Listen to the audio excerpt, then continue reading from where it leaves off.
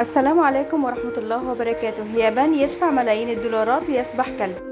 إنه من محبي الكلاب، لكن حبه لهذه الحيوانات الأليفة وصل إلى درجة أنه قرر إنفاق 22 ألف دولار أمريكي ليتحول إلى كلب. الياباني المعروف باسم توكو نشر مقطع فيديو على حسابه على يوتيوب، واللي بيضم قرابة 30 ألف مشترك، وبيظهر في خلال الفيديو إلى اصطحابه في نزهة على الأقدام، حيث أقدم على شم الكلاب الأخرى في الحديقة وتدحرج على الأرض.